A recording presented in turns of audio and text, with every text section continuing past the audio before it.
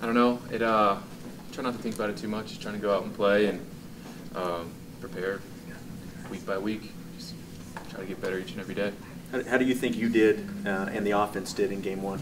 I think we did good. Obviously, first game, there's always things we can get better at. We've been watching the film.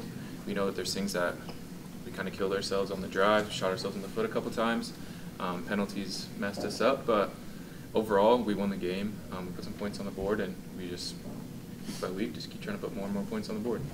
You had a couple of passes that came your direction that defenders were able to knock away. Right. How do you respond to, when those type of plays happens? What do you have to do in those type of circumstances, or is it just defender made a better play?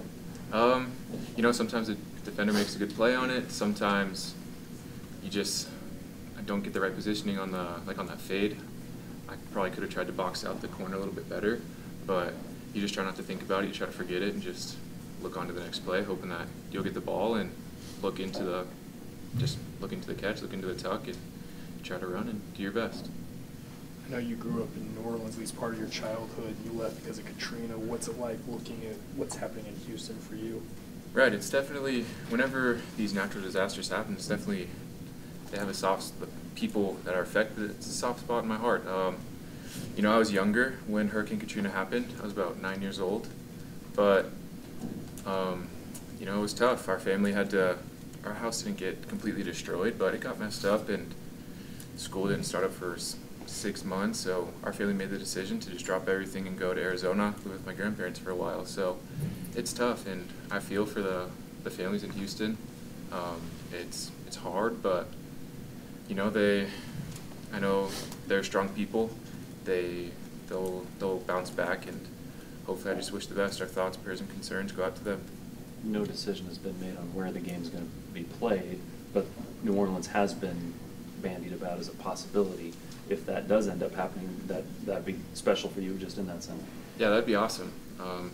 Last time I went back was in 8th grade, so yeah, growing up, we were always BYU fans, but being from New Orleans, we cheered on LSU also. So we have some friends down there that heard that I'm back from my mission playing on BYU. So we're gonna have friends and family from New Orleans, from Utah, from all over, on both sides of the spectrum, watching me, seeing how the game goes. So it's gonna be an exciting game. With that said, how excited are you to play LSU, having watched them growing up? And yeah, I'm really excited. How great their program is. Yeah, they're a tough team. They're solid. They've always been national powerhouses. So I'm really excited. Second game of my college career to go out and play against them, but I just can't wait. I know they're going to be hard hitters, really athletic, but we just have to show our stuff, and hopefully our stuff is just as good as theirs. You're waiting to film on LSU. Talk about what you've seen schematically and also personnel-wise. Yeah, so they have really athletic defensive backs. I'm pretty sure one gets drafted in the top rounds of the NFL draft every year. So they're going to have some guys on the team that are athletic. They're going to be tough. They know how to play the game. I think we just have to prepare.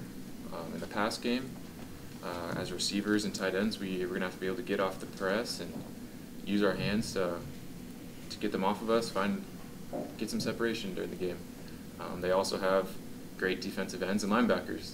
They're big, strong guys, so we're just trying to get the best techniques that we can get on them, and we have to be really physical this game. We're gonna have to step it up from last week, but just fight and do our best.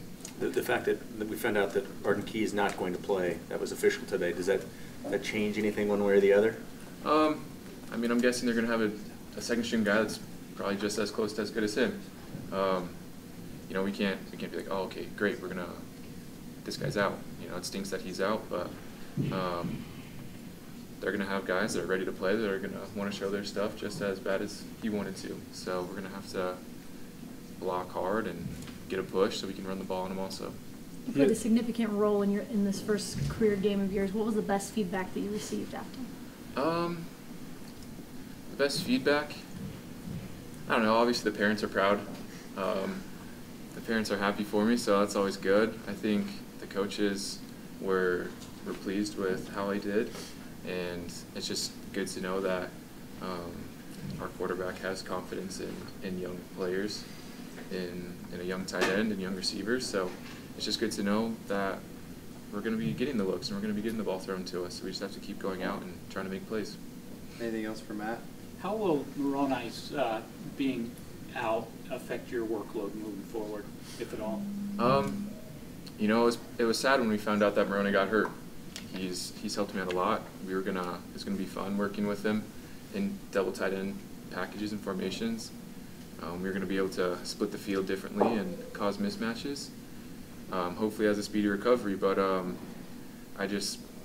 there's not much we can do about it. We just have to step up and go out there and play. Tanner Balder did a great job last week. We have Hunter Marshall also, and they're both starters from last year. They have the experience. So I think one of the weapons went down. We're just going to have people step up and try to make big plays and try to just get first downs and put points on the board. Thanks, Matt. Thank you.